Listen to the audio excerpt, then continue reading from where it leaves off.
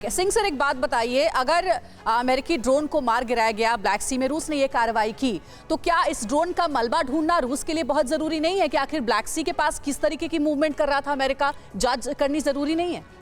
मेरे समझ में रूस इसको जरूर सर्च करेगा, इन्वेस्टिगेट कर रहा है। और उसकी देखो, अमेरिका इसलिए नहीं कर रहा है क्योंकि रशिया की जो बाल्टिक सी फ्लीट है वो बड़ी स्ट्रांग है और अमेरिका डायरेक्ट कॉन्फ्रंटेशन में नहीं पड़ना चाहता। देखें, इस समय जो हम बोल रहे हैं कि लड़ाई की हालत बढ़ रही है, डिफेंस सेक्रेटरी यूएस का और डिफेंस मिनिस्टर रूस का, उनकी बातचीत हुई है।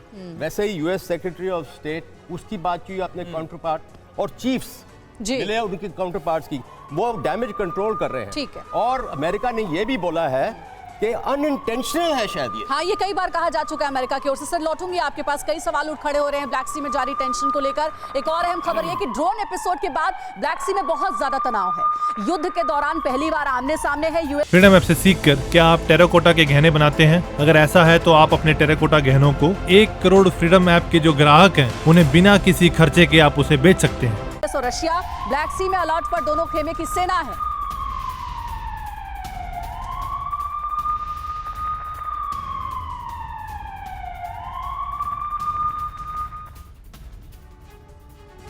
तो ब्लैक सी में जो घटना हुई है उसके बाद दुनिया के 2 सबसे बड़े ताकतवर मुल्क आमने सामने आ गए हैं और माना यह जा रहा है कि यह तनाव बढ़ा और बढ़ा तो फिर एक और वॉर फ्रंट खुल जाएगा, और अगर ऐसा हुआ तो पूरी दुनिया पर इसका इंपैक्ट आएगा। ये दुनिया से ये बात छिपी नहीं हुई है, लेकिन ब्लैक सी में जो कुछ हुआ है, क्या ये जितना दिख रहा है सिर्फ उतना है, या फिर अमेरिका के आरोपों में दम है कि इसका जो आदेश है वो क्रेमलिन से आया था और साफ तौर से कहा गया कि इंटेंशनली उसके रिपर ड्रोन को मार गिराया जो कि अंडर वाटर मिसाइल ले जाने में सक्षम है, और इसके बाद तनाव बरकरार है। ब्लैक सी में जैसा राठौर सर ने बताया, जो फ्लीट तैनात है उसके लिए बड़ा खतरा माना।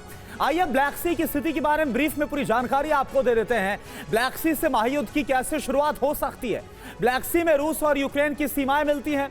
युद्ध के दौरान रूसी और अमेरिकी जेट यहां पर उड़ान भरते रहे। पहली बार दोनों देशों के बीच इस तरह की घटना हुई है, पहली बार। तभी हम बोल रहे हैं टाइमिंग। अमेरिकी सेना ने रूस की कार्रवाई को बेहद ही खतरनाक बताया है। यूएस ने यह भी कहा कि इससे दोनों देशों में टकराव बढ़ सकता है।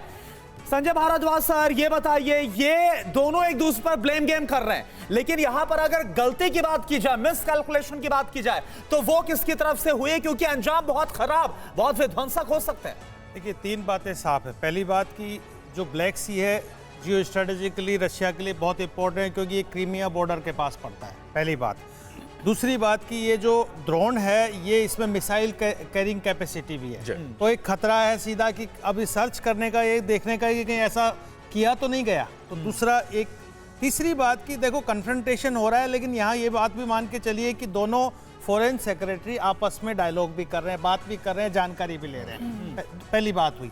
अब दूसरी बात आती है कि ये एक्सेलरेट करेगा निश्चित रूप से। देखिए, आमने सामने लड़ाई तो हो रही है, लेकिन उस आमने सामने की लड़ाई को क्या मिलिट्री कन्फ्रंटेशन दोनों में होगा, इसकी मुझे संभावना है। एक्सेप्टेंस वाली बात आ जाती है, उस पर क्वेश्चन मार्क आ जाता है। आप ये कह रहे हैं कि एक्सेप्ट क्या करेंगे दोनों देश, कि हम एक दूसरे पर वार कर रहे हैं? नहीं, वही मैं बात कह रहा हूं कि डायरेक्टली नहीं करेंगे, क्योंकि वो दोनों नाटो और रशिया डायरेक्ट कन्फ्रंटेशन में नहीं आना चाहते, लेकिन इस बात को एस्टेब्लिश करना चाहते हैं कि यहाँ पे वॉयलेट हो रहा है इंटरनेशनल स्पेस का और सी स्पेस का, आप वॉयलेशन हो रहा है, तो एक दूसरे पे ब्लेम गेम का ये गेम खेलेंगे, और ये बात यहीं पर ही, जैसे कि नॉर्थ स्ट्रीम, ये ऐसे ही थम जाएगी और ब्लेम गेम चलता रहेगा। फ्रीडम ऐप से सीखकर क्या आप टेराकोटा के गहने बनाते हैं? अगर ऐसा है तो आप अपने टेराकोटा गहनों को 1 करोड़ फ्रीडम ऐप के जो ग्राहक हैं उन्हें बिना किसी खर्चे के आप उसे बेच सकते हैं।